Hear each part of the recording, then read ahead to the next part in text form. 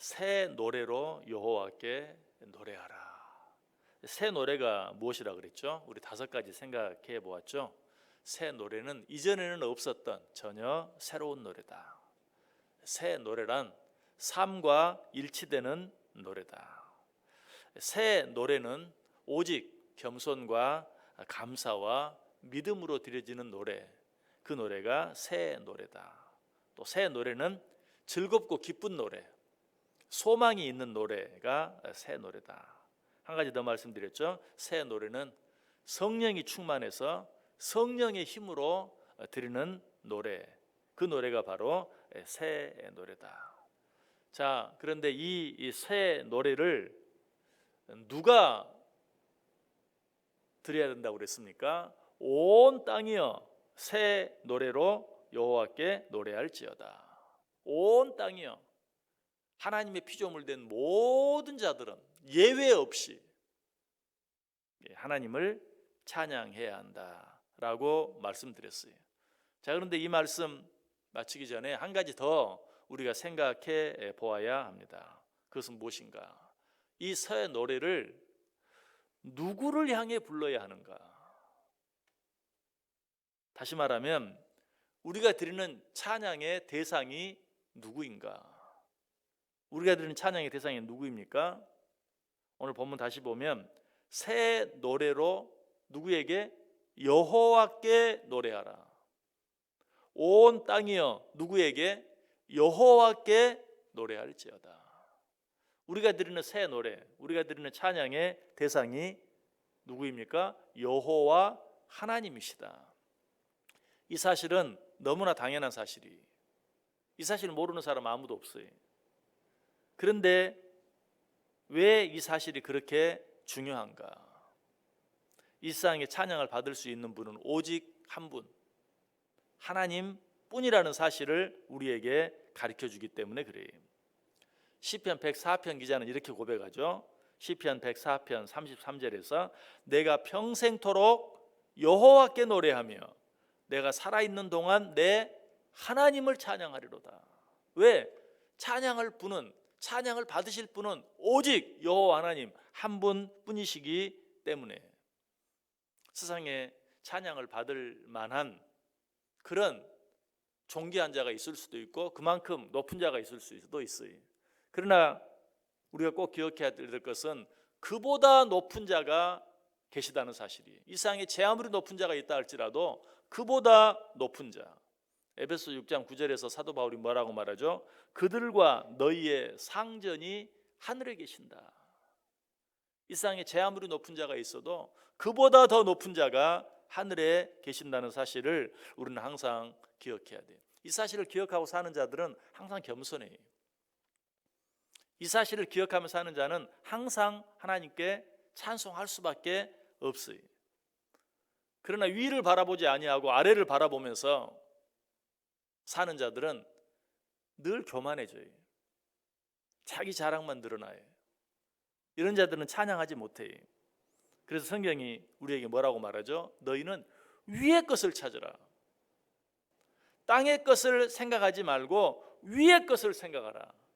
왜 그렇게 말씀하는 줄 아세요? 그래야 겸손해지고 그래야 진정으로 하나님을 찬양할 수 있는 것이. 욥기 22장 12절은 말합니다. 하나님은 높은 하늘에 계시지 아니하냐. 보라 우두머리 별이 얼마나 높은가. 위를 바라보는 자는 하나님이 정말 얼마나 높으시고 얼마나 크신 분인가 하는 것을 날마다 느끼며 깨닫게 돼요. 그때마다 나는 작아지고 나는 겸손해지고 나는 낮아져요. 저절로 무엇이 나와요? 찬송이 나오게 되어 있어요. 특별히 우리는 어떤 일이 잘 되어질 때 그 일이 마치 내가 잘나서 내가 무엇을 잘해서 된 것처럼 생각하고 교만해질 때가 참 많아요. 무슨 일이 잘 될 때는 찬양이 줄어요. 자랑만 늘어요. 여러분, 그러나 이럴 때일수록 내게 그런 일을 허락해 주신 분이 누구신가, 내가 그 일을 할 수 있었던 것이 누구 때문인가 하는 것을 기억해야 돼요. 신명기 8장 17절 18절에서 뭐라고 말합니까? 내 하나님 여호와를 기억하라. 그가 내게 재물 얻을 능력을 주셨습니다. 한 가지 예의지만 우리는 내가 무엇인가를 이루었을 때, 내가 무엇인가를 얻었을 때 누구를 기억해야 돼요? 여호와 하나님을 기억해야 돼요. 누구를 바라봐야 돼요? 여호와 하나님을 바라봐야 돼요. 누구를 찬송해야 돼요? 여호와 하나님을 찬송해야 돼요. 오직 그분만을 자랑해야 돼요. 이것이 얼마나 중요하든지 시편 29편 1절을 보면 하나님께 영광을 돌리라 라고 말하면서 돌리라는 말을 두 번이나 거듭 연속해서 반복하고 있는 것을 봐요. 너희 권능 있는 자들아 영광과 능력을 여호와께 돌리고 돌릴지어다. 이처럼 강한 표현이 없어요. 영광과 능력을 여호와께 돌리고 돌릴지어다. 우리가 할 일은 그것밖에 없다는 것이, 영광을 하나님께 돌리며 그 하나님을 찬송하는 것, 그것밖에 우리가 할 일이 없다. 우리는 찬양을 할 때마다 우리 찬양을 받으시는 분이 누구신가, 우리 찬양의 대상이 하나님이라는 사실을 반드시 기억하고 찬송해야 돼요. 이것이 왜 중요한가? 또 한 가지 중요한 이유가 있어요. 그렇게 찬양할 때만 찬양의 기쁨과 감격이 생겨요. 내 찬양을 받으시는 분이 저 높은 하늘에 계시는 하나님이라는 사실을 기억하며 찬양할 때 비로소 찬양의 기쁨과 감격이 생긴다. 무엇보다도 그렇게 찬양할 때 찬양의 능력과 역사를 체험하게 돼요. 여러분 가운데 아마 말씀을 들으면서는 항상은 아니라 할지라도 은혜를 받고 하나님의 능력을 체험하고 또 기도할 때도 그런 은혜, 그런 능력들을 체험하면서 찬송할 때는 그런 은혜와 능력을 체험하지 못하는 그런 분들이 많이 있을지도 몰라요. 왜 찬송할 때 기쁨과 감격이 생기고 왜 찬송할 때 하나님의 특별한 능력과 은혜를 체험하게 되는가? 우리가 이미 생각해 보았잖아요. 시편 22편 3절 말씀, 이스라엘의 찬송 중에 계시는 주여. 하나님이 찬송 가운데 계시기 때문에 그 찬송하는 중에 내 안에 기쁨이 생기고 감격이 생기고 특별한 능력과 은혜를 체험하게 되는 것이, 이스라엘의 찬송 중에 계시는 주여, 주는 거룩하시니이다. 자, 그런데 이런 말씀을 들으면서 아까 말씀드렸던 것처럼 나는 찬양할 때 그런 은혜를 체험해 보지 못했는데요, 그런 기쁨을 경험해 보지 못했는데요, 기도할 때 또 말씀 들을 때는 그런 은혜들이 내게 오는데 찬송할 때는 그런 은혜를 체험하지 못했습니다. 여러분 혹시 그렇게 생각하는 분 계십니까? 그런 생각이 드는 분 계십니까?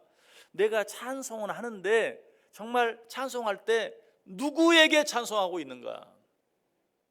죄송하지만 대부분의 사람들이 그냥 혼자 찬송해. 찬양을 받는 찬양의 대상이 없이 혼자 찬송할 때가 많아요. 그 증거가 뭔 줄 아세요?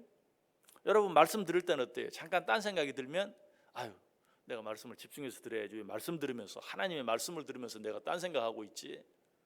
기도하면서 딴짓 하는 사람 거의 없어요.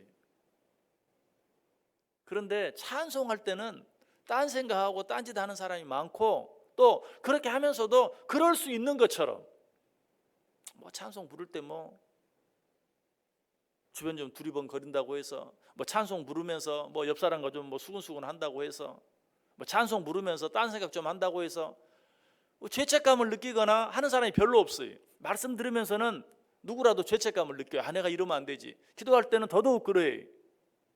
그런데 찬송할 때는 그런 걸 느끼는 사람들이 별로 많지 않아요. 왜 그럴까요? 찬송의 대상이 하나님이라는 사실을 잊어버린 거예요. 생각하지 않는 거예요. 그냥 노래한다, 혼자 자기 흥에 겨워서 그냥 세상 노래 부르듯이. 그렇기 때문에 어때요? 찬양의 기쁨이 없고 감격이 없어요.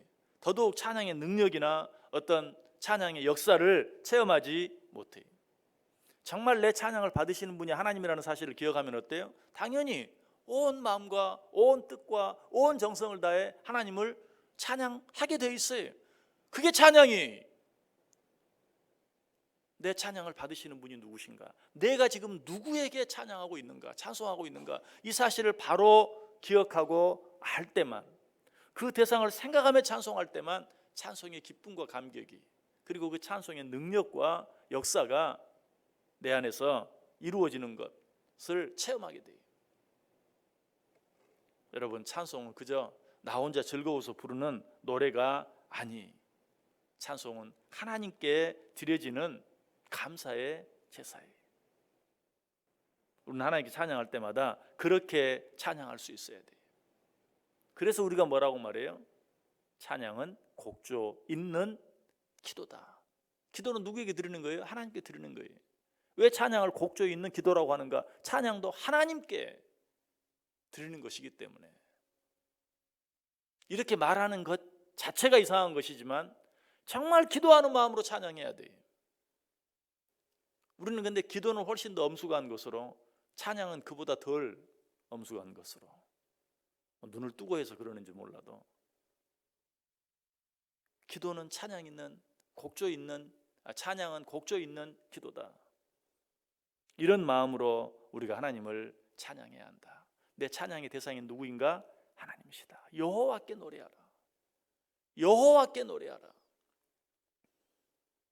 이 사실을 기억하고 찬양을 드리고, 이 사실을 기억함으로 하나님께 찬송을 드릴 때 우리 속에 정말 찬송의 기쁨과 감격이 날마다 넘쳐나고, 또 그 찬송 중에 함께 하시는 하나님의 능력과 역사가 우리 속에 생생하게 체험되어지는 그런 우리의 삶 되어줄 수 있기를 주님의 이름으로 간절히 축원합니다. 기도하겠습니다.